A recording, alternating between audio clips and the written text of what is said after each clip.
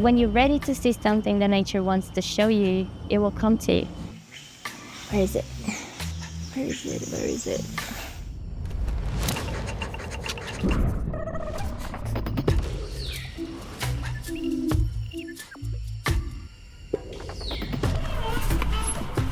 Hello, y'all. Hello, good morning. Bom dia. Okay, so it's not early this morning? Yes, hell yeah. But for wildlife, usually it's like this, so I'm pretty used to it. And very excited to go there and see many birds. If we're lucky, maybe toucans, because I really enjoyed them. And that's it, let's go on this adventure. My name is Nicole, I'm 27 years old, and I'm a professional wildlife photographer and guide from Brazil. What I love the most about Brazil is that the most biodiverse country in the world, all the people, the culture, the food, everything. Like, I'm very proud to be Brazilian. São Paulo is a big city. It's the biggest city of South America. But the whole thing is that it crosses this biome that is the Atlantic forest. So biome is a geographical region that has a specific type of plants, animals, and climate. There are 6 terrestrial biomes in Brazil: Amazon forest, Brazilian savanna, Pantanal, Pampa, Caatinga, and the Atlantic forest, the one we'll be visiting today. Hi, amigo. Hola. So guys, this is a good friend of mine. He's a biologist. His name is Gustavo Gaspari. He'll be joining us in this adventure, and he's an amazing guy. Super knowledge about birds and every type of animal. So I'm very grateful that he's joining us today. Thank you, Nicole. Let's go see some birds. Yes, let's go, my friend. There are nearly 900 species of birds cataloged in the Atlantic forest. There are over 200 species of fruit trees, and that's why it's so important to have this habitat preserved. The animals really need those trees to be able to feed themselves. Unfortunately, it's the most critically endangered biome of Brazil. There's less than a quarter of the forest remaining, and since it's a coastal biome, that's where all the major cities are. They just cut down to open land and be able to grow a city, you know? So that's why it's critically endangered. You can really see the texture, like the shine. Today, if we're lucky, we'll be able to see a lot. And for me, if we're really lucky, we'll be able to see the toucans, because I really adore them. I think they are very symbolic of Brazil.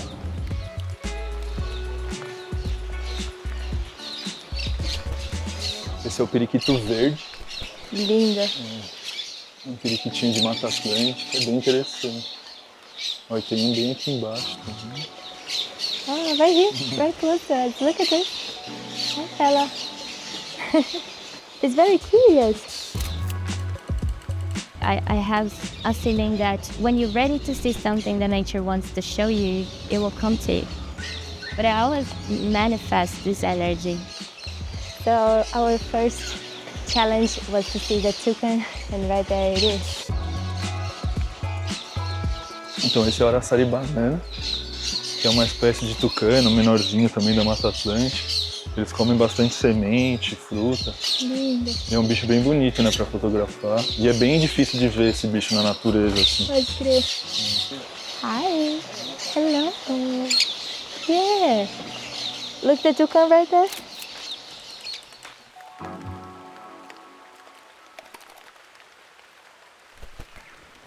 Aqui tem aqueles... o gavião de penacho. Pode crer. Hawk Eagle. Da hora. Só que eles ficam nessas árvores destacadas, aquelas mais altas. Assim. Olhando de cima. É. This is lichens. Yeah, when there are a lot of lichens, means like the air is kind of pure. There's not a lot of pollution. The same with this kind of plants, like the bromeliads, they mean the forest is kind of healthy. That's really nice. I've born in a city. I didn't grow up going to nature that much. But once I understand how the things work in nature, it surprised me all the time, you know? Like I see plants, I see animals, I see their behavior, and it amazed me. It helps me on the process anxiety. I feel like this is one of the main reasons I do it, because it helps me a lot. You see the hummingbirds? How fast they are.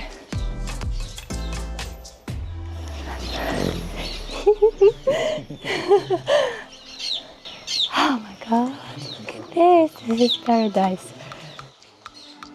Beautiful.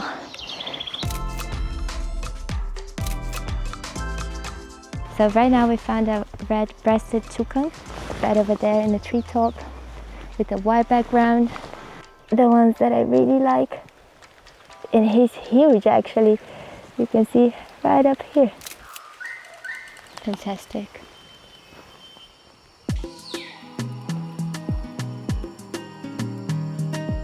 Nowadays we are so triggered with so many things and seeing so many things all the time, and we ended up forgetting this natural pace. This is all about being alive and actually experience real life and what nature has to provide. By being in nature, it helps you to regulate. That's what I believe in. So today we're gonna go to the Atlantic forest, which is a small preserved area close to São Paulo, and we're gonna search for birds. I'm going to try and take photos of some different birds. Then I will show you how I captured and how I edit them. So I brought two bodies of cameras, my Z7 to use with my 180-600mm lens, and also since I know it will be a little dark to photograph, I brought the 400 fixed lens 2.8 f, and that's it, pretty much it. So right now let's go and see what nature has to show us. So our first challenge was to see the toucan, and right there it is. I really adore them. I think they are very symbolic of Brazil. So right now I'm using f5 because there's not much light going on. Usually I tend to photograph at 8 for that sharpness, but this is the best we can do right now. Also I'm using as my shutter speed up to 1250, so maybe I can get a good shot, like a freeze shot of them flying, and also freeze the rain.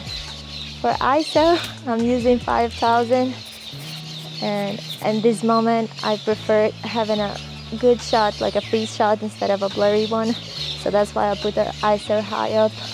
One thing that I always keep in mind is to not cut the tail when I'm shooting. Although it's a super big lens, this is something I always keep in mind.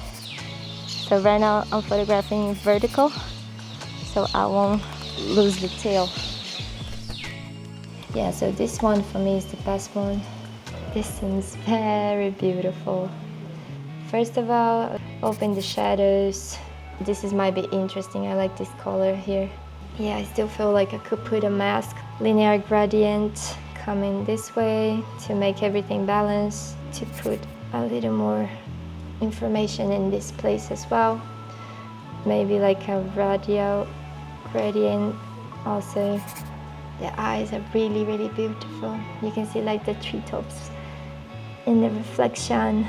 If you notice, like I didn't do much to force the color, I just enhance what is already there. This is always what I'm trying to do when I'm actually editing the final material that I'm gonna post. The focus is very sharp in the eyes and in this part of the feathers, and it tells like a real story.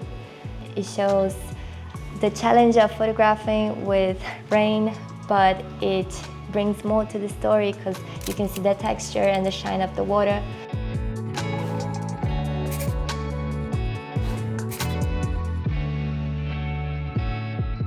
So for me, when I'm photographing birds, the most important thing is to focus on the eye. Having the focus right, I feel that I can have more detail and more texture to the photo. Oh, that's really nice one. So this is a good one. Like It's kind of far away, but I'll be able to crop it. And like you see all the details, and also I really enjoy how the light is hitting its eye. Unbelievable. Right now I'm selecting the ones in focus, always look into the eyes of the animal. After I see the focus, searching for the super sharp eyes, I go to the behavior. Like this one is kind of interesting, but this one is even better. My work relies on color a lot. So bringing the colors that my eye saw in the moment I was shooting is one of the main things that stand out in my work. I'll start from the basics. So first of all, I try to put the highlights a little down because I don't like super bright. I like more information also from the background. Open just a little bit of the shadows. Bring the black, always watching if the black will be 100% black by my Instagram. Then maybe a little contrast to bring a little bit more. And then I use the exposure. So this is always what I'm trying to do when I'm editing. I'm not the type of person that do like crazy editing. It's just like keeping really sharp and good and something that you look at and you think, oh my God, I never saw something so full of detail, you know? So this is the most important for me.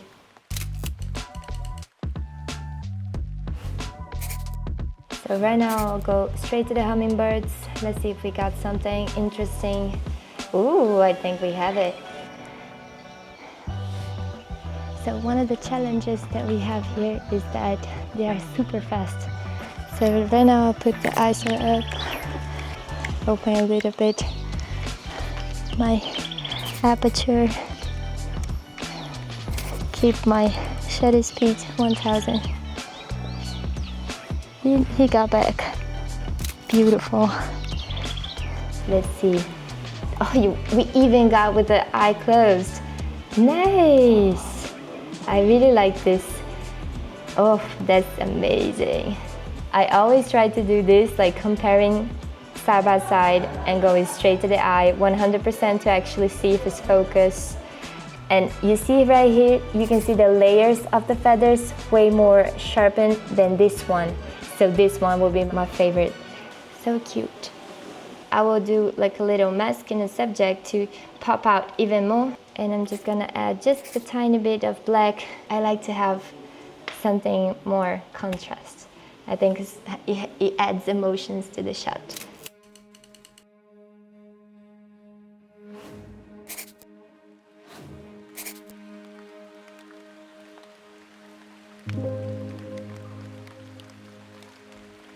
Such a beautiful landscape. Amazing. If you want to be a wildlife photographer, you just got to go out and be able to photograph whatever you think is interesting. I think it's beautiful. Bye. You just got to be there and be open to see what nature gives to you. This is very beautiful. So it's very connected to this energy. It's not only about the shot, it's something therapeutic for me. Looks like pitanga, but it's not. But very good smell.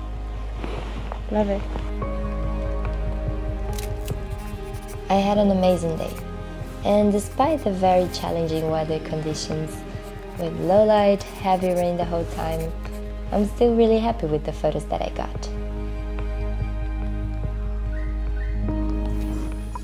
It's not often that you get sunny winter days and then sunny winter days with lots of wildlife. Look, there's a bull elk. This is kind of a classic Yellowstone expedition.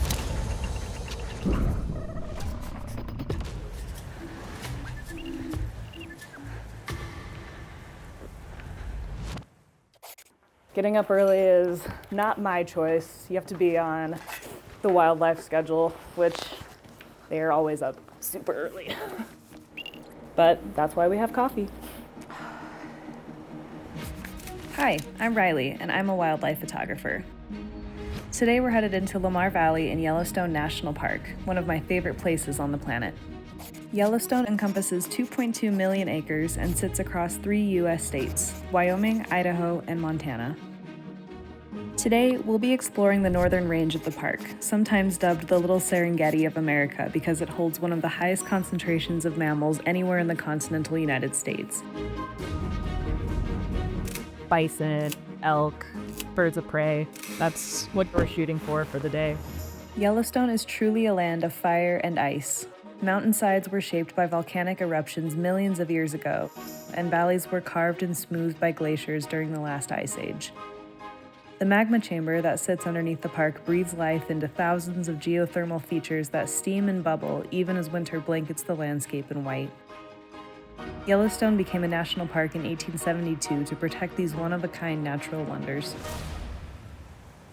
So we just saw a bull elk on the side of the road, and it's not too often that I see these guys in the park. But right now in December, they haven't dropped their antlers yet, so I'm gonna see if I can get a good shot of him just grazing by the side of the road. And he's being very polite and very patient with us. We're in mid-December right now.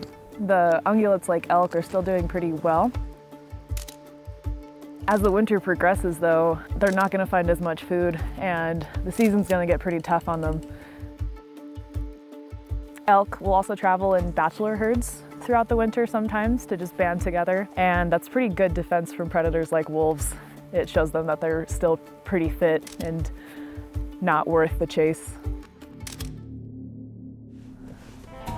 So our mission for the day is to photograph bison. They're one of Yellowstone's most iconic animals.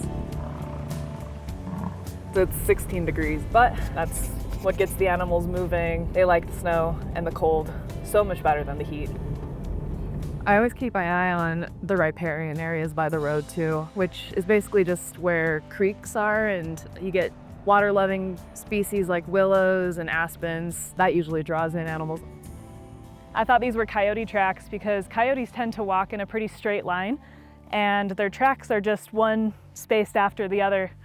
But the more I'm looking over here, the more these are looking like ermine tracks to me.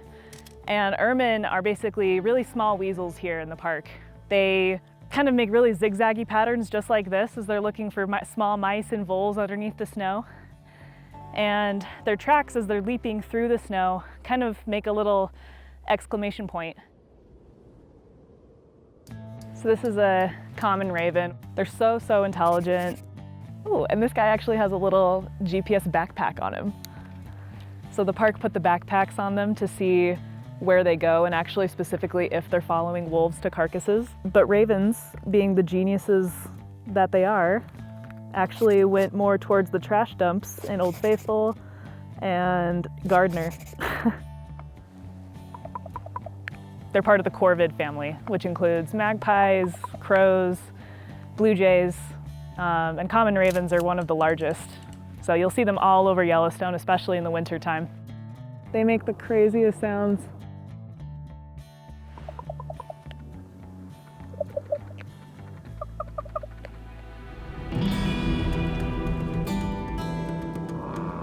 Shooting a bison right now, which is one of Yellowstone's most iconic species.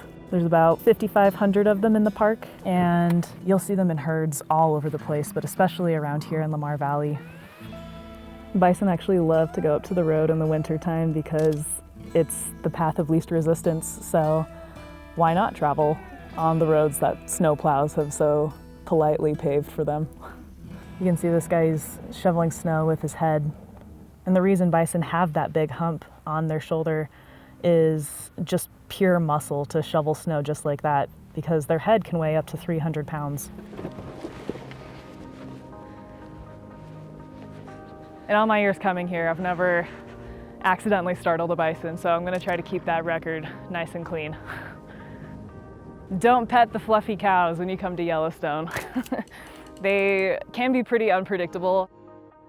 Right now, I'm definitely not a threat to them, but I still just want to give them their space, give them some respect, and just let them do their thing, because winter can be pretty hard on bison, and I'd try not to contribute to them using up more energy than they need to.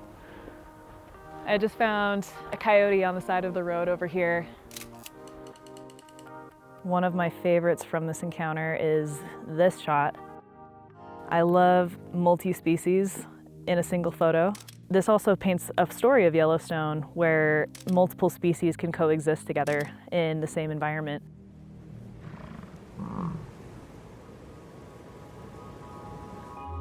This is kind of a classic Yellowstone expedition.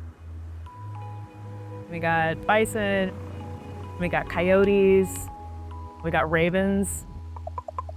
Overall, just a really beautiful day in the park. Our main goal for the day is going to be heading to Lamar Valley, which is really the hub for wildlife activity, carnivores, bison, elk. So that's where we're shooting for the day.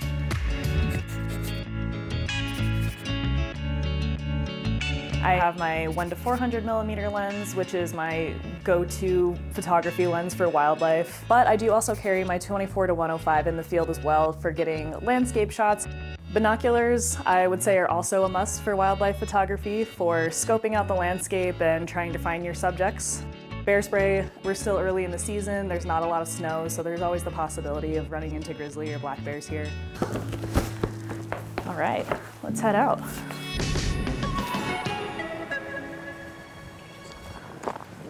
We just saw a bull elk on the side of the road. Oh, there we go. Just lifted his head. The elk's still pretty far out. He's probably around 100 yards right now. I bumped my ISO up to 1250 to accommodate the lack of light that we have right now still. He's not really moving too much, so I'm also shooting at about 1/800. He's still just in the trees right now, so on we go.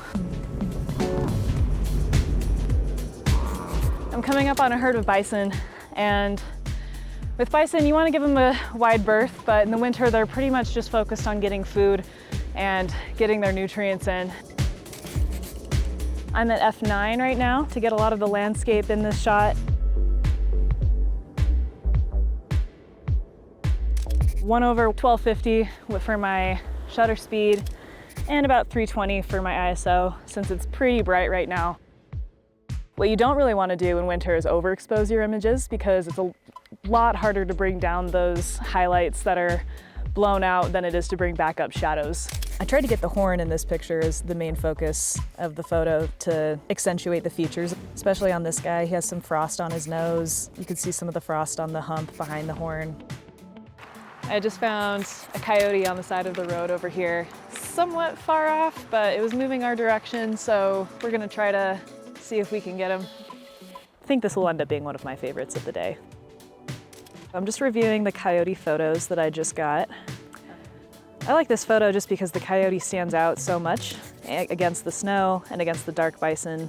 This also paints a story of Yellowstone where multiple species can coexist together in the same environment. So I like this shot in particular, or one of the series of these shots.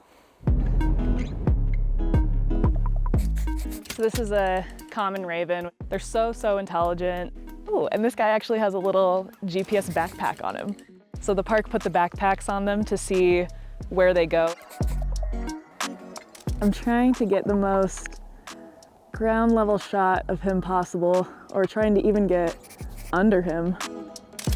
So I'm switching to high speed continuous shooting because I want to get his nictitating membrane. It's basically like a blue eyelid, and it helps protect their eyes from snow and debris, and it looks really fascinating in pictures. And I think I have got a couple of them already, which is just what I wanted. I'm moving back to single shooting since he's a little bit more calm now, but I'm still trying to get some of the open beak shots. I also swear ravens know what I'm talking about, because right as I said I wanted an open beak shot, he started mumbling more.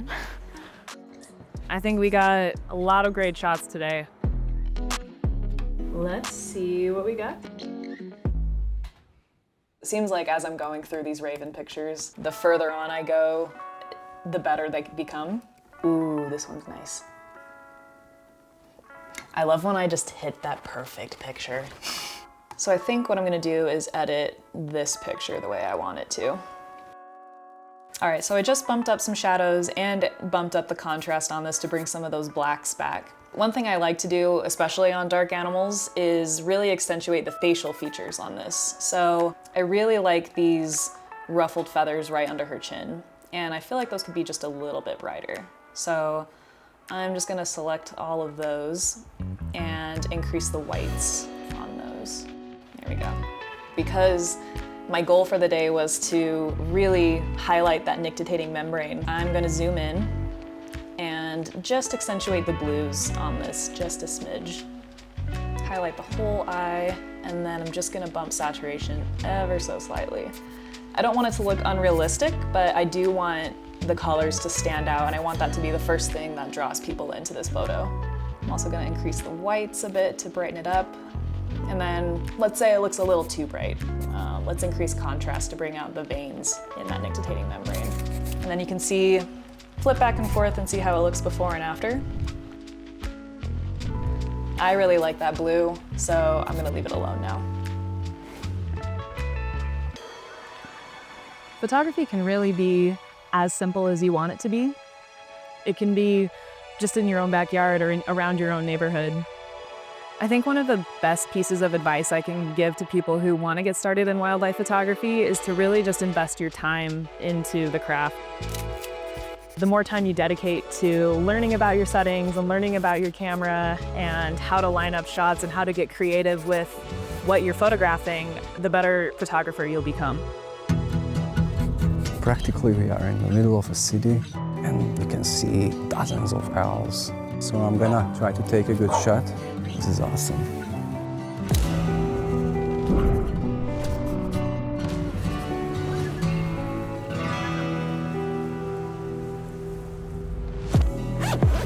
I'm Manu Olicki, I'm 39, I'm a wildlife photographer from Budapest, Hungary. I've been amazed by wildlife for most of my life. I have a degree in zoology. Currently, I work as a biologist, as a researcher. My other big enthusiasm since childhood was photography. Today, we are traveling from Budapest toward the Great Hungarian Plain on the westernmost tip of the Eurasian steppe. The Eurasian steppe is the largest temperate grassland in the world, stretching all the way from China to Hungary, and we'll be visiting two small towns, Turkeve and Kisújszállás, to photograph long-eared owls. So I'm pretty excited driving to Turkeve, the so-called long-eared owl capital of Hungary. You might not expect to see owls in an urban environment, but here they find a safe haven from predators in the winter months. In return, the owls control a number of rodents around the town. I think this paints an interesting picture of how humans and wildlife can coexist and even provide for each other. It's also a bit sad to drive around here because route number 4 in Hungary is a hotspot of owls getting hit by traffic. As there's a lot of trash along the roads, this attracts rodents and rodents attracts owls, and they get hit by traffic very often. Mostly long-eared owls, some barn owls and some little owls as well. Planting dense vegetation along the roads can create a barrier which drives owls to cross the roads higher than the traffic. This might be helpful, but we are still pretty far from solving this problem, sadly.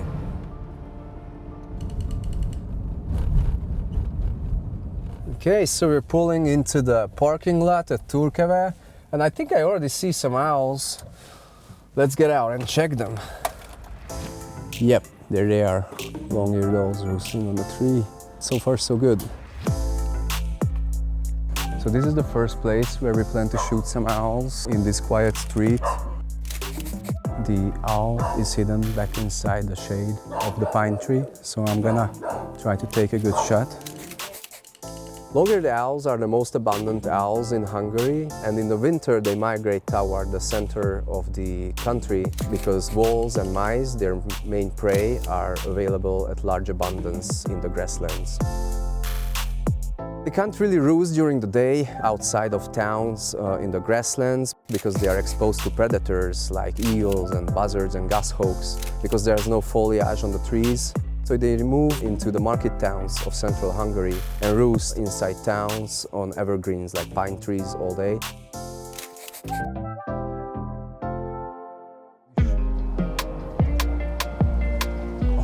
getting a bit chilly here in Turkeve. It's good to have a camo cover on the lens because it warms it up a little bit. Also, it covers the white color of the lens, so it's harder to get noticed when I'm shooting wildlife. This is pretty cool. Practically, we are in the middle of a city and we can see dozens of owls. This is awesome.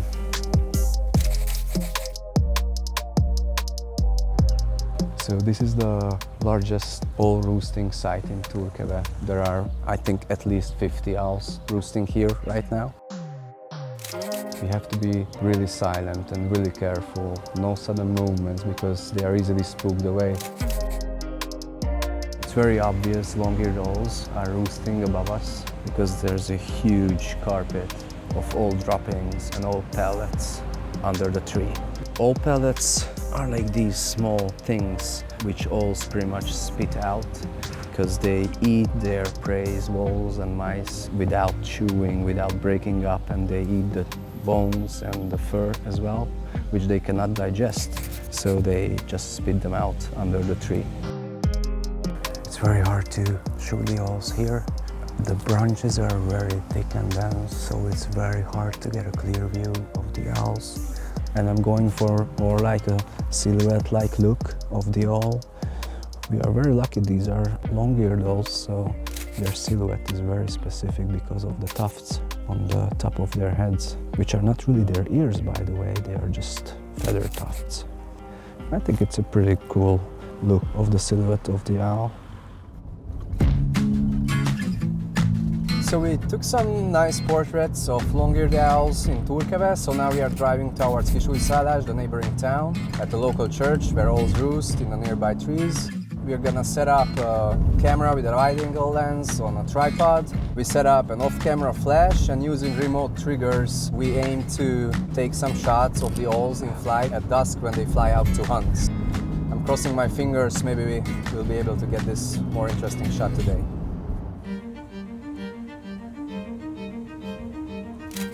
Actually, it's very hard to see what my camera sees.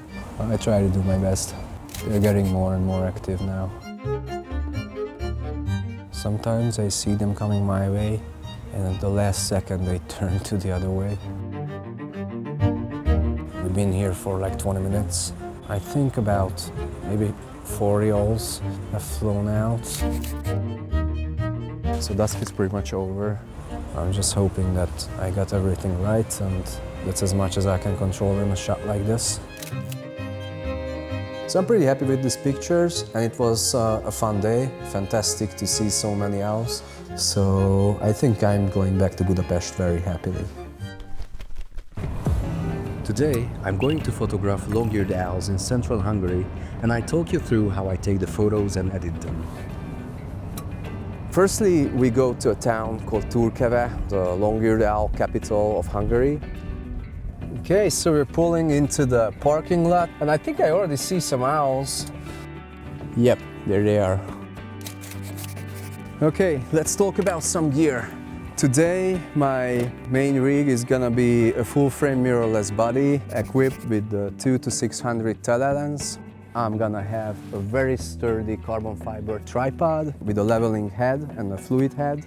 Besides the photographic equipment, what is very important is to have a pair of good binoculars. It is very useful to spot wildlife, especially here where the owls hide in the thick foliage of evergreen trees. So there's a long-eared owl roosting on the tree, looking at us with a pair of red eyes. So talking about settings here, I use auto ISO, so sensitivity is set by the camera. So with this, I can control depth of field. With the aperture, closing the aperture increases depth of field, and I can control how motion is rendered on the image with the shutter speed. So here it's a bit dark, so I decreased my shutter speed so I can get a clearer, nicer exposition.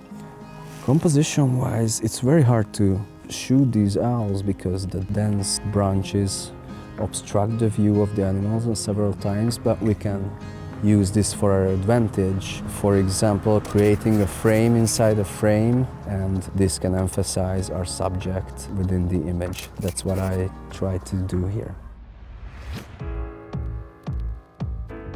It's getting a bit chilly here in Turkey.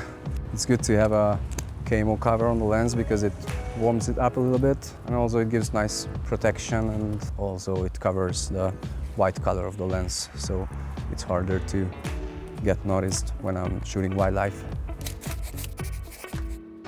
I'm locking on this owl right now. I'm a bit underexposing the image, and I'm going for more like a silhouette-like look of the owl. For the silhouette shot, I open the aperture to decrease depth of field and use a fast shutter speed to ensure I get a shot in focus. This I can further enhance in post-processing. What I look for in pictures which I intend to keep are interesting picture elements and their connection, which takes my attention and which evokes a feeling. These are the pictures which I consider good and I can work on later. This is pretty much representing what we see while we are walking around in Turkey and Kisújszállás, because sometimes we only see the silhouettes of the owls.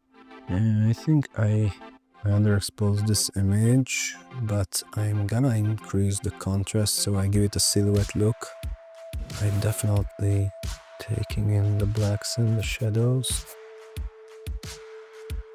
I don't really wanna turn into black and white because I like that it has a brownish hue here around. I try to emphasize the monochromatic look with increasing contrast as much as I can. The whole silhouette is very definitive. I like that there's a nice diagonal shape to it with this branch. Yeah, I like it like this. It's very obvious that we have a long-eared owl here because we see the silhouette with the tufts. I like the triangular composition of the picture and the lines which are directing our view towards the silhouette of the owl and the monochromatic look.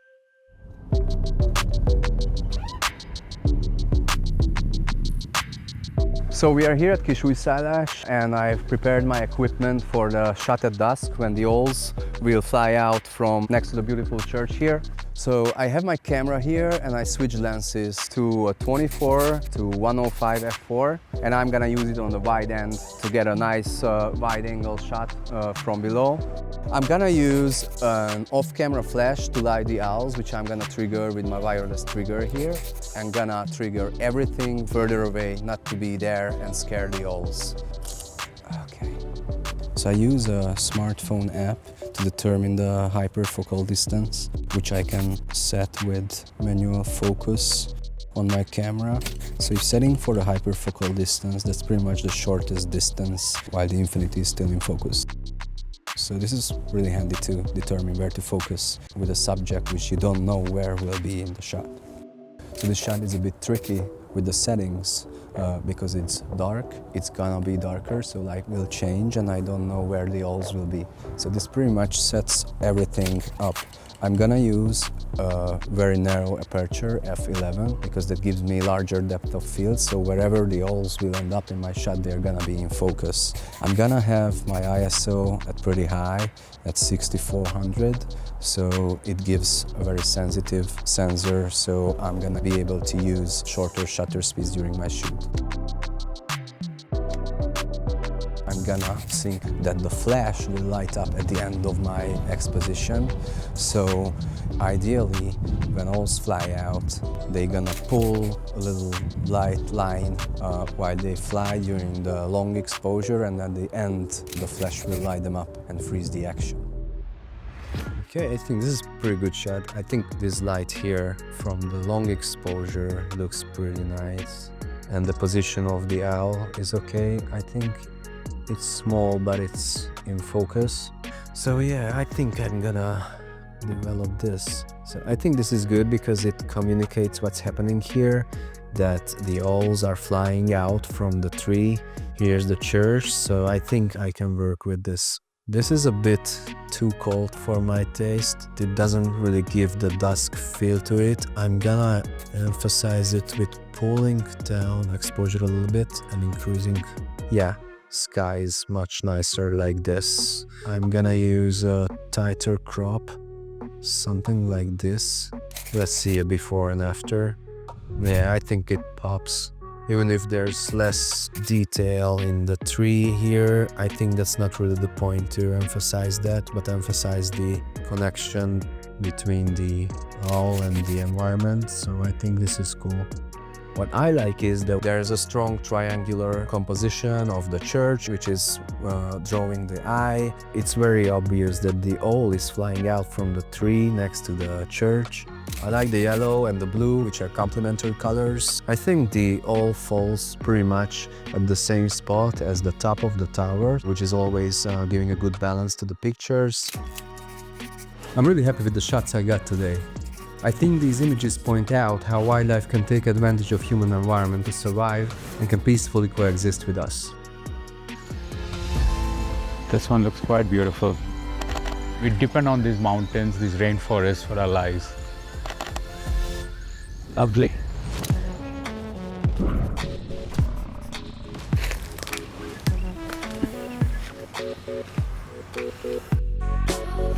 Hi, I'm Kalyan Verma and I'm a wildlife photographer from Bangalore, India.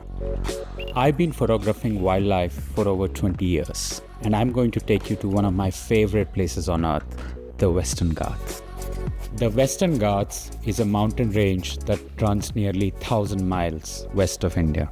And we'll be visiting an area called Valparai in the southern state of Tamil Nadu. Valparai is a mix of forests and tea plantations that were established in the 19th century. It's home to some incredible species like elephants, gaur, and the endangered line-tailed macaque, but also thousands of people employed on the tea estates. I'm fascinated by how these two worlds collide and hope to reflect that in some of my photography today. Some of the wildlife you find here, you don't find it anywhere else on earth. So these are the bonnet macaques. These are beautiful primates. They are found across the country, but what we're looking for is the line-tailed macaque. Their cousins, much more rarer. Look, the whole family is here. Really cute.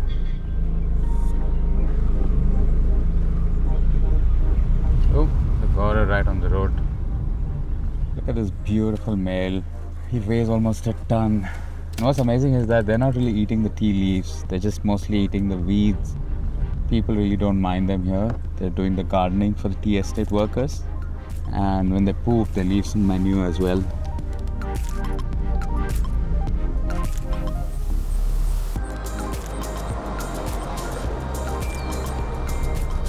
Look at these line-tailed macaques. They're all on the road. Oh my God. That is one of the most endangered primates in the world sitting on our car. Hello there. Let me take some picture of you. Hi. You just need an accessible camera. Come on here.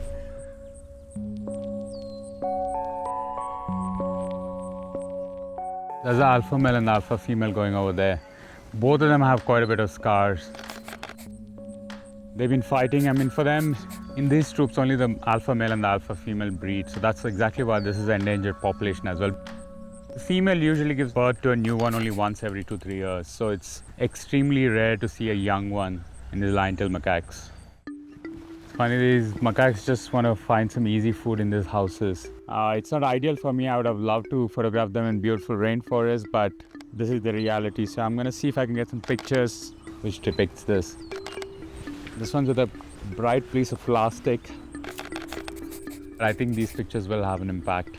So sometimes it's just not the pretty pictures of these animals, but trying to showcase them in the changing world that they live in.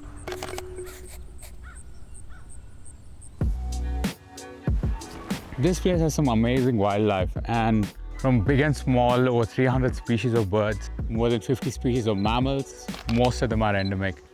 See, look right there. You can see a giant squirrel hanging. It's called the Malabar giant squirrel. It's one of the largest squirrels in the world, and it's just feeding up there. Lovely. It's nice to document this giant squirrel. One of the hardest part of photographing the rainforest is that most of these animals are up in the canopy, and it's just always a struggle.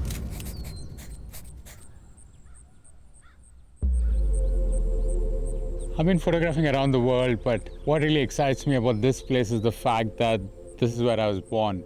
And for most of southern India, the water I drink at home, back at home, comes from here. So it's really a critical part for most of India, really, I think. And we depend on these mountains, these rainforests for our lives. Just got news that there are a bunch of elephants out in the tea. So let's go get some shots. Wow, this beautiful female. It's a privilege to be with wild elephants like this. And in this landscape, they're used to people a bit, so you can come pretty close. There's a female with calf, and there are 4 elephants on the other side as well. It's nice to be able to get elephants in its landscape, because this is not the kind of landscape you associate elephants with. So once she calms down, I want to get this tea estates, beautiful animal in its habitat.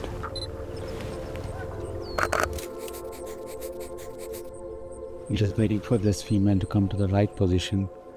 So I can't go any closer, it's quite unsafe as well. So I'm just going to wait it out for this female, see if she gives a better pose. There's a pretty big herd there, out there in the swamp. But to photograph these elephants, it's quite risky going down there because we're on foot, and if they do get spooked, it can get quite dangerous. So what I will do is I'll use my drone at a safe distance. Let me see if I can get some new perspectives of these elephants. Using a drone to photograph wildlife should only be done if you're extremely experienced and can do so without disturbing the animals. If you see any signs of distress from your subject, you should stop filming immediately. Be sure you understand local regulations and check if you require local license or permit to operate the drone in your location. See so many, 1, 2, 3, 4, 5, at least 6 elephants in there. One of the things I really like about flying drone is that you're able to see from top, which you just can't see otherwise. It's also great to sometimes find them, because as this can fly up to 2-3 kilometers, sometimes you just don't know where the wildlife is. I think these days it's a must-have tool for any wildlife photographer.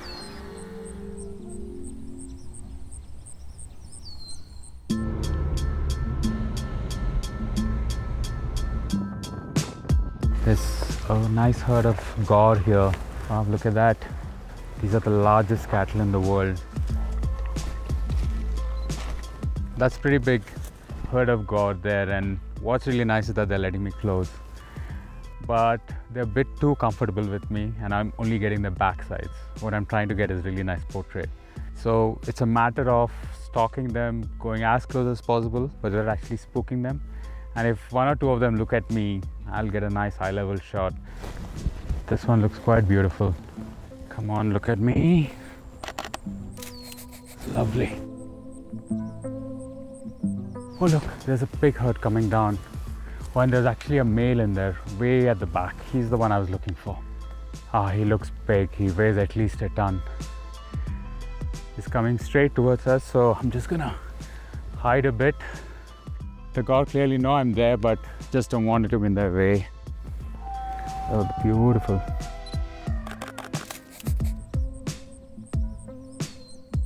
There he is. What a guy, look at him. You can see all the muzzles on his back.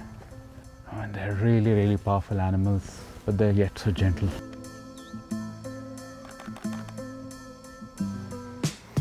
Valparai is a home away from home for me.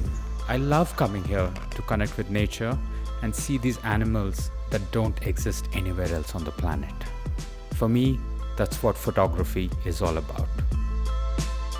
Today, we're going to explore an area called Valparai in the Western Ghats in search of the endangered lion-tailed macaque and other endemic wildlife. I'll take you through how I take these photos and what I do to edit them. So this is my typical kit when I go out photographing. I primarily use a zoom lens with a mirrorless camera. These mirrorless cameras are great because they're much smaller to carry around. This is a 200mm to 600mm zoom, which is great because I can shoot both mammals with it at 200mm, but when I want to shoot birds as well, I can go all the way up to 600mm. Along with it, I have the 70 to 200mm lens. The aperture is f2.8. What it basically means is that I can shoot in lower lights, but I also get this beautiful, nice blurred background when I'm doing portraits. But along with it, I carry a basic wide-angle lens for landscape shots that I need anywhere. This is a 16 to 35mm lens. go. We're ready to go.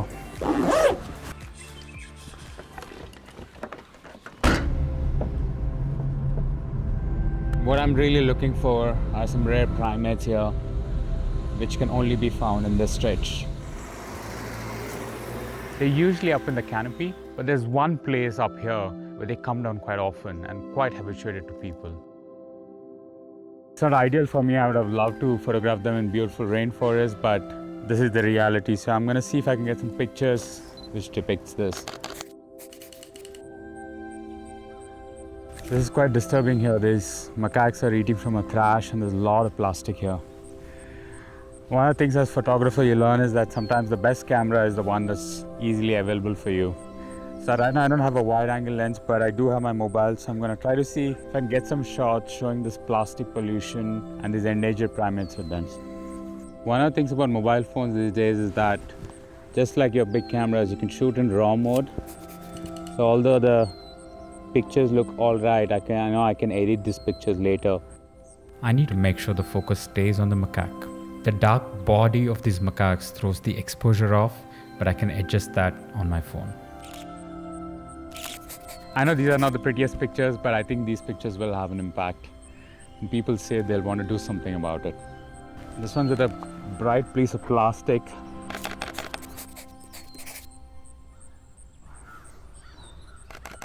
I just love it when these monkeys are funny, playing around. I'm trying to get a shutter speed of 1/1000 or faster, so I can get shots like this where it's hanging and it's sharp. And when the action's going on, all these cameras have burst mode, which takes about 10 pictures per second. It's hard to judge when exactly you're gonna get the money shot, but I have over a dozen pictures here, so I'm sure one of them is good. I will have to see them at the computer and then figure out which one's the best one. A lot of times you don't know what you've captured, so I can't wait to look at these images. Wow, this beautiful lion-tailed macaques. I love this light that's falling on them. I think when you're shooting portraits especially, I think it's the eyes really need to stand out. Oh, I really love this cheeky pose. I think that's one of my favorites. These are not some of the prettiest images, but I think for me it's a very strong conservation message. These are highly endangered primates, less than 4,000 of them left in the wild, but they are consuming plastic. You know, their habitats are degrading, and for me, having a jar of something which are very bright colored against this light colored monkey, I find that quite interesting. I'm increasing the exposure and contrast to brighten the image.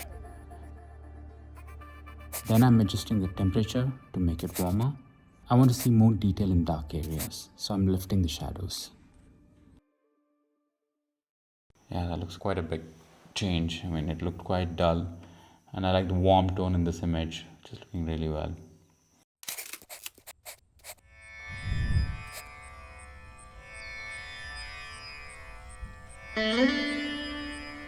Just got news that there are a bunch of elephants out in the teeth.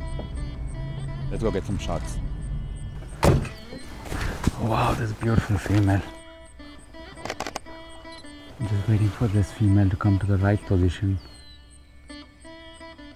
So I can't go any closer, it's quite unsafe as well. So I'm just going to wait it out for this female to see if she gives a better pose. I really love the way this elephant image has turned out. Because of the fast shutter speed, I can see all those dust stones up in the air. Oh! I did get when it was throwing some mud on itself. Wow. So let me pick the best image out there. Yeah, this clearly needs some editing, so I'll go to editing mode. Reduce the brightness, increase the contrast. Well, that really makes the image pop. And with this, I can compare how it looks before and after. It's a beautiful portrait. I love this one.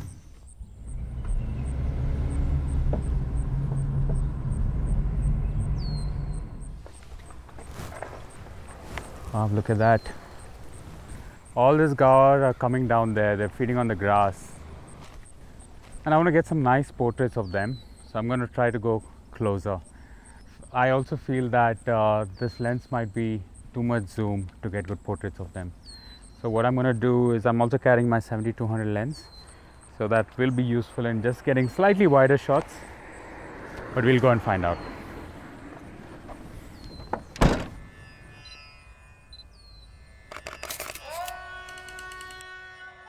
That's pretty big herd of gourd there, and they're a bit too comfortable with me, and I'm only getting the back sides. What I'm trying to get is really nice portrait.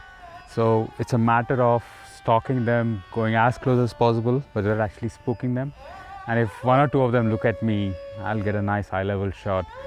It's very dark, the light's quite less, so I'm going to bump up my ISO, which essentially increases the sensitivity. I can get a nice shutter speed even in this light. Oh, beautiful.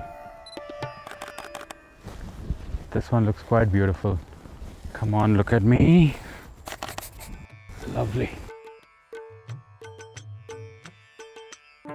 I like those multiple shots of this bull gore I got. And let me edit this image. I don't like this blue, so I'm gonna pump up the white balance. What it really does, it makes it look much more warmer and much more day-like. Pump up the contrast a bit. Exposure. Some of the shadow details are going to come out.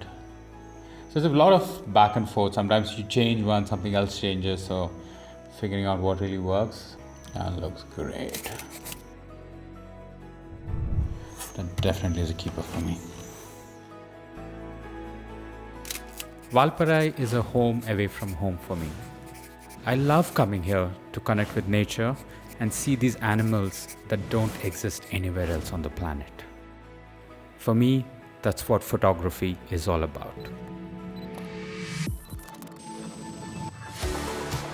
I really loved that I could take an image and make people less scared of these reptiles and amphibians. Get those colors.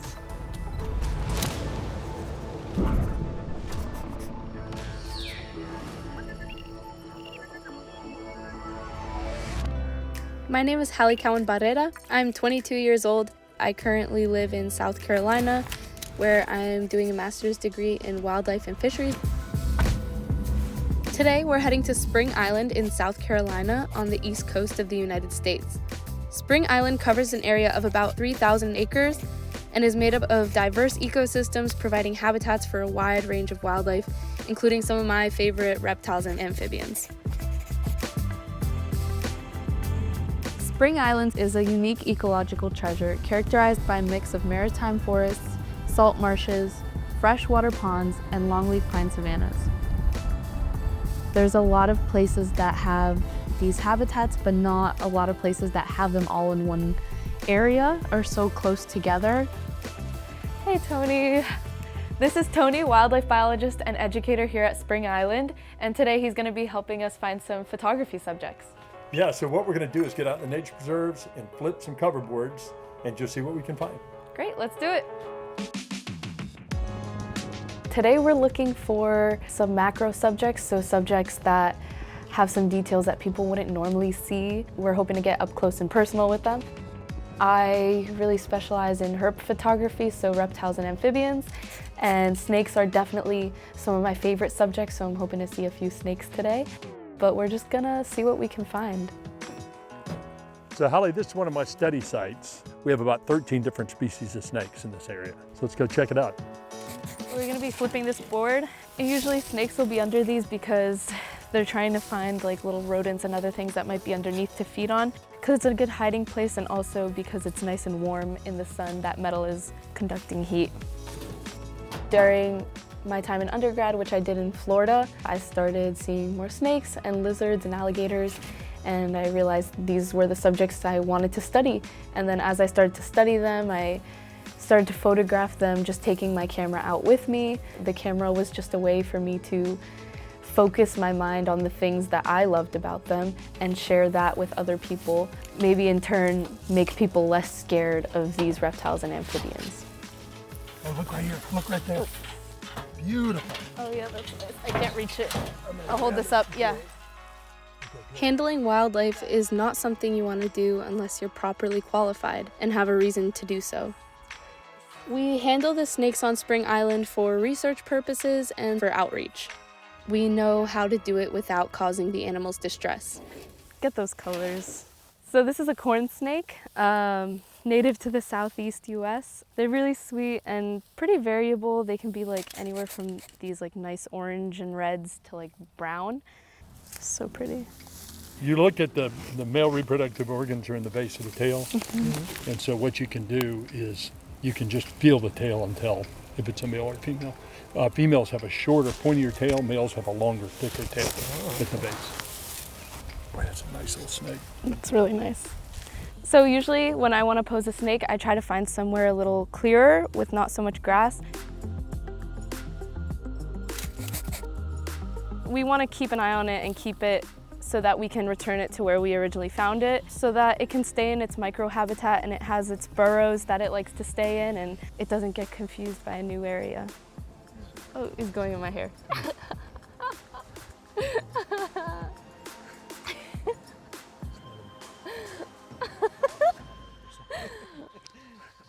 All right, so we're going back to the board where we found him. We just want to make sure we put him back in his home. So the reason we have these, we've published a couple scientific papers here. This is just a good way to have access to snakes for other research. And also we use them for education. So there's nothing better than taking a kid out in the habitat, letting them catch a snake for themselves or see it firsthand. There's a black widow right here. Oh. Try and photograph that. Yeah, so here we have a black widow. So it's a species of venomous spider. So poisonous is like you eat it and you die. Venomous is it bites you and I guess you don't necessarily die, but it's bad. You shouldn't attempt to photograph venomous spiders without the appropriate experience and safety precautions in place. I'm maintaining a safe distance from my subject, and I have a clear exit if I need to get away. And also, people around me can help me in case of a spider bite. I think I got it.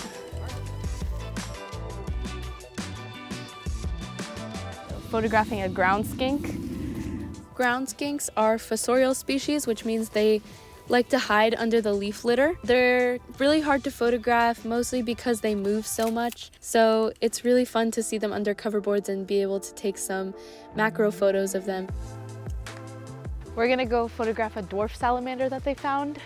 A little tiny salamander. That's a neat little species. Yeah. Did you catch it? Look at you guys. So we just found this dwarf salamander, and now we're gonna photograph him on this piece of bark because the bark is like a little bit lighter, so it'll be a nice contrast with his darker color.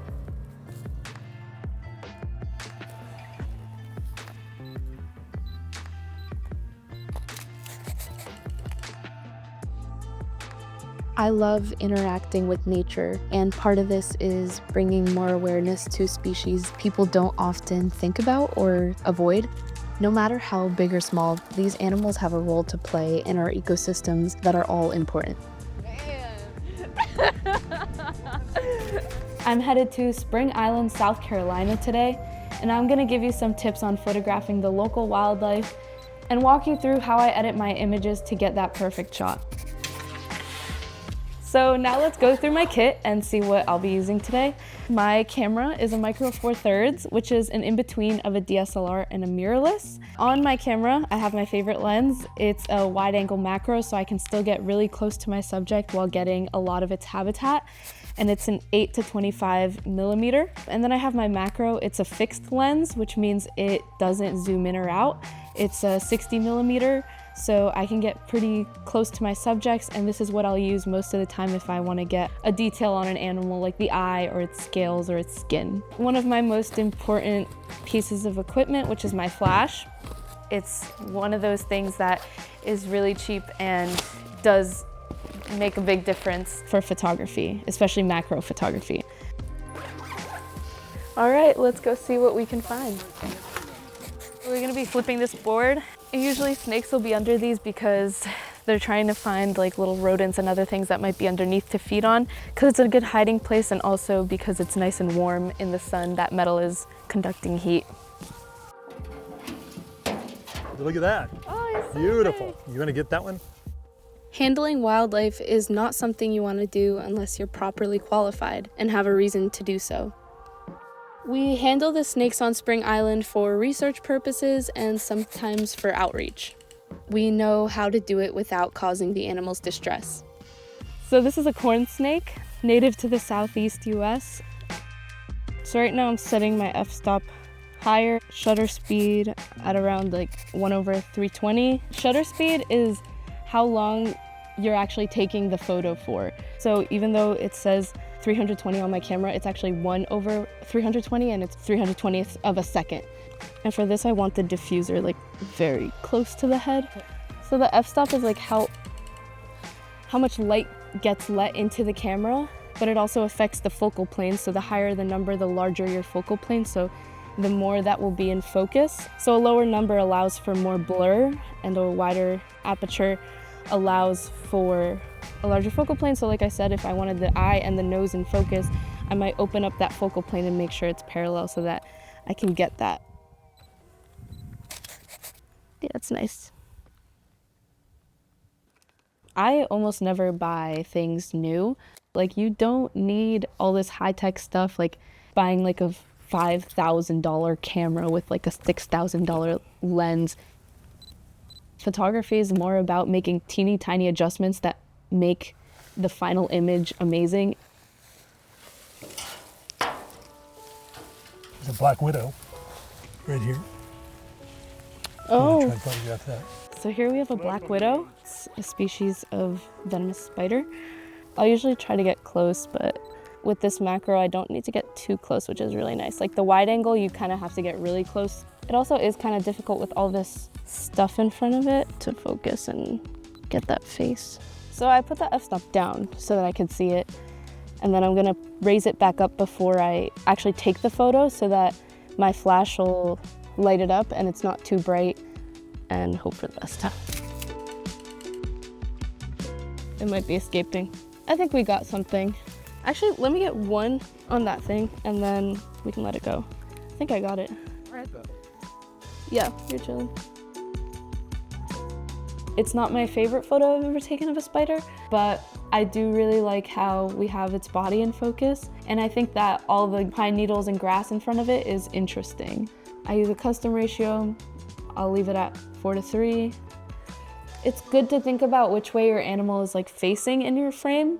So in this case, the spider's like a little bit facing inwards. Usually you want your animals facing into the image. So like if they're on an edge, you want them facing in, not towards the edge of the image.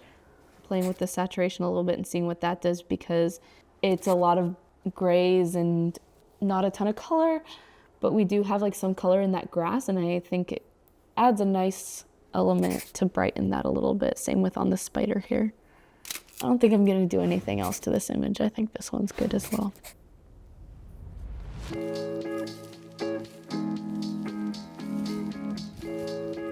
Did you catch it? Look at you guys. Oh, he's cute. Yeah, I'm gonna try to take a head shot of it. We're photographing a skink. It's really tiny, so we're gonna have to get really close to it. And again, using the flash to fill in those shadows and have more control of the light. So I'm switching back to the fixed macro lens again, just so I can get a really up-close focus shot of the head. And for reference, 60 millimeters is kind of similar to the angle we see, because the human eye sees at around 50 millimeters. Oh, that's nice. With this skink, it's a portrait, so I really want the details on the face to pop. That's really what I'm gonna focus on, especially that shine there, because I don't want that to distract too much from the details of the scales on its face or the eye. So I'm going to brighten it, play with the contrast a little bit. I'm looking at this blue. I think I will darken it a little bit. It really draws more attention to the face, which is what we want. I'm just gonna crop it a little bit because there's a little, I don't even know what it is in the corner. It might be my finger, and get rid of some of that dead space on the other side. This image is done. I like the colors. There you go. I feel like I always go into a shoot thinking, okay, this is the kind of image I want, and it almost never becomes my best shot. A lot of times I will try to get a wide angle with the head very close to the lens. most of the time that just doesn't happen because they're animals, they move. There's elements we can't control, but if you can just like keep your creativity flowing and keep an open mind about what you're getting, that's when you become a great photographer, I think. It's always a pleasure coming back just to take images and share with everyone the beauty of the ocean.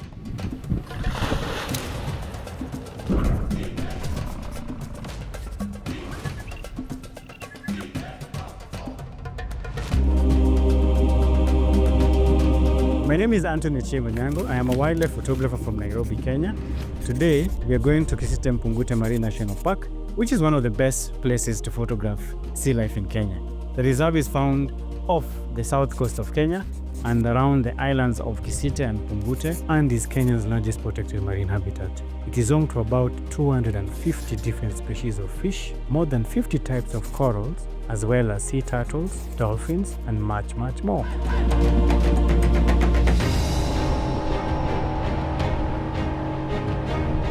So Kisite Mpungute is one of the marine national parks in Kenya and one of the high biodiversity parks in Kenya. So it's mostly loved by so many people for diving. The reason why I love Kisite is that it was the first time I ever dived or even swam. And at that time, I didn't know much about the oceans, but the first time I went underwater, I saw the beauty of the corals and the fish. It's always a pleasure coming back just to take images and share with everyone the beauty of the ocean. Today we're gonna see what types of corals are there or fish we're gonna find. I'm looking forward to seeing probably the stone corals, the snappers, the sea cucumbers, and just see the beautiful structures of the coral landscape. This is a school of the red-eye fish, also known as the moon-tailed bull's eye. What is so interesting about this particular fish is that when they turn red, they're actually showing that there is a predator around. And they use these colors to camouflage into the coral. That is just something that is amazing to see when you're underwater. And you can get images in the red color and in the silver color.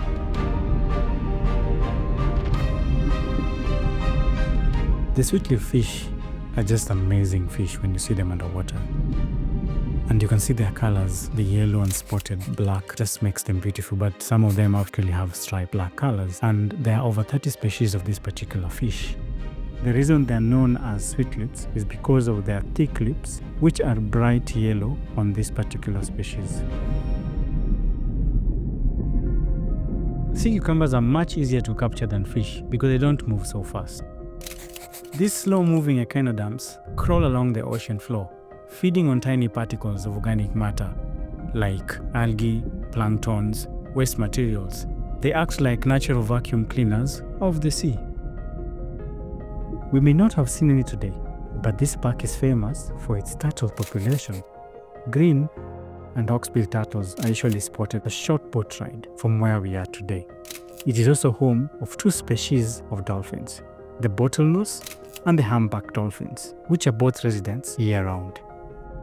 When I come to sites like this, I want to see beauty, but I find devastating a massive coral bleaching. This is because the water is getting warmer. And when the water gets warmer, the corals start getting stressed. And when they get stressed, they remove these algae that give them the color and nutrients. It's a bit scary, but again, I need to tell that particular story. And taking pictures and sharing that story is very, very important. But there is a hope, because there are conservationists who are working to actually actively restore reefs by growing resilient corals in nurseries and then transplanting them onto damaged reefs. This just gives a glimpse of hope for the future of our oceans.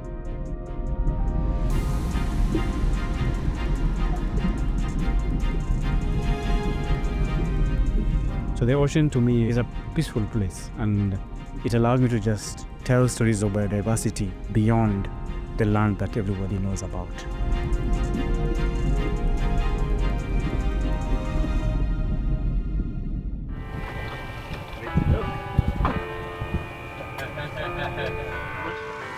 But it was beautiful. I'm happy there were some fishes in most of the corals that we thought were depleted.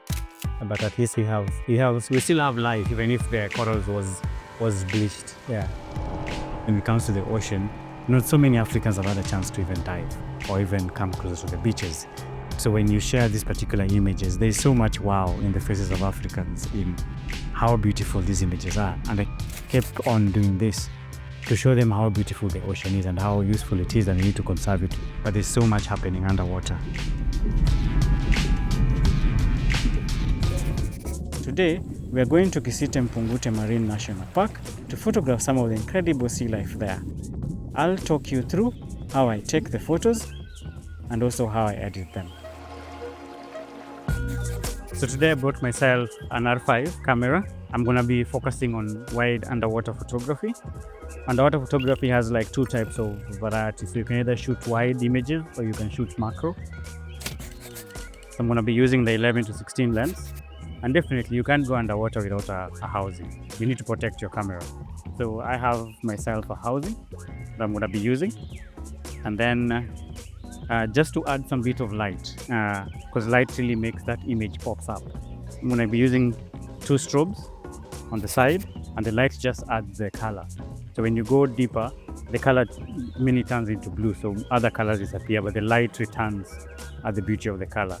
So for those who are beginning in photography, what I'd advise is you can start with a phone, and on the phone you can buy a housing and definitely just be able to snorkel and take nice images of corals and any fish you find. Once you've rigged everything, put them together, the arms, the strobes, the camera is inside, well secured, and then finally we'll have a nice camera where you have now it's safe and secure, and then now you can go underwater. So let's go dive and see what we can get today. I need to always have my dive buddy because underwater you're not allowed to dive without a buddy. So we're now heading out to Kisite Mpungute, which is Marine National Park, and it's one of the blue spots along the Indian Ocean coast from the Kenya side. Taking those images is just how creative can you take an image to show the beauty of the coral in that particular state as much as they're bleached. So I did a couple of images. It was really challenging at some point where I had to make sure that my lights are in the same position to avoid backscatter. Backscatter is basically the spots you get on your image underwater, especially for the lights, because in water there are so many planktons that are moving. So if any source of light hits those particular planktons, they'll be there on your images. So I did like 1, 2, 3 shots. And then after that, when I realized there was backscatter on a couple of images, decided to like move the lights back just to make sure I have a nice image. Once I got it right, I went ahead and just shoot quite a number of fish. And I spent quite a lot of time just making sure that I have nice images across that particular site. When editing an image, I like to use a light touch to lift the image slightly so that it best represents what I saw in the ocean. Now, the big fish image is beautiful, so I'm just going to zoom in so you can see it. And you see the way they've actually clustered them together, so I felt it was nice to have like a bit of behavior. I'm actually cropping. The camera I'm using, it has a high megapixel, so it's easier for me to crop and just bring in the details. As you can see, they're a bit overexposed, so I'm going to reduce the exposure, pump up the contrast to bring in the colors out, especially for the red-eyed fish. And then if you see the way the highlights affect the fish itself, and then I'll reduce the shadows, and you can see the lines of the fish, the details of the fish, and the silvery feel of the big-eyed fish. So I'm always looking at my histogram just to make sure that I don't do any peaking of any of the colors and to make sure they are all right or in the center. I do a bit of the blacks. And I love my images with a bit of clarity. And I try as much as possible and keep them in a natural state. So always just play around with it and even find a way to do like a nice white balance just to have the colors pop out. This is my final image. I think I love it just the way it is. So this is before and this is after.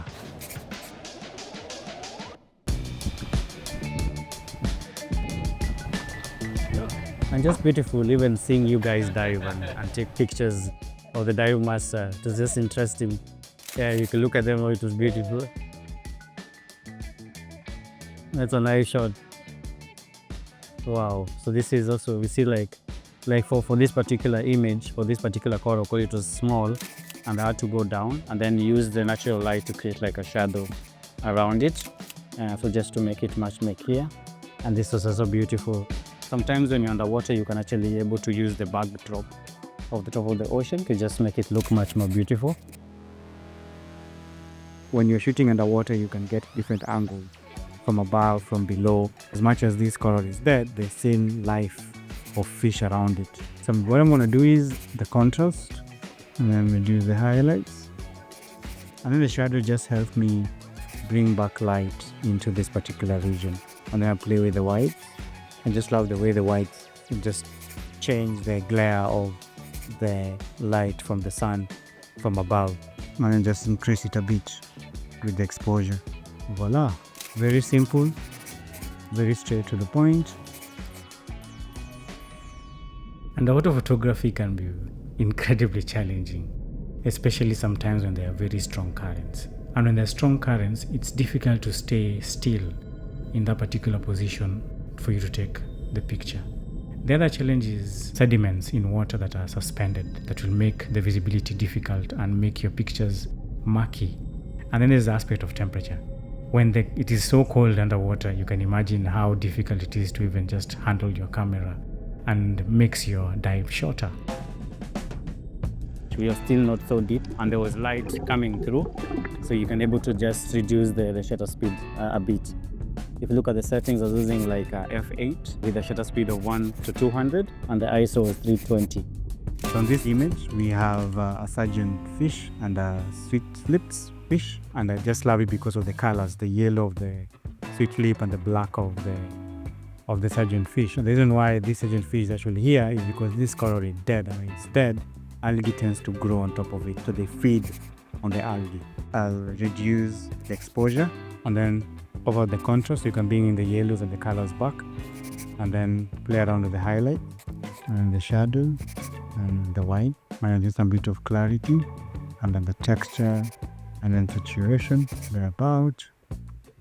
And I'm gonna crop it, and then we have before, and this is after. So these are the images of today. I just love the way they came out because one, there is no backscatter, it was clear, and you can even see the beautiful corals and the fish.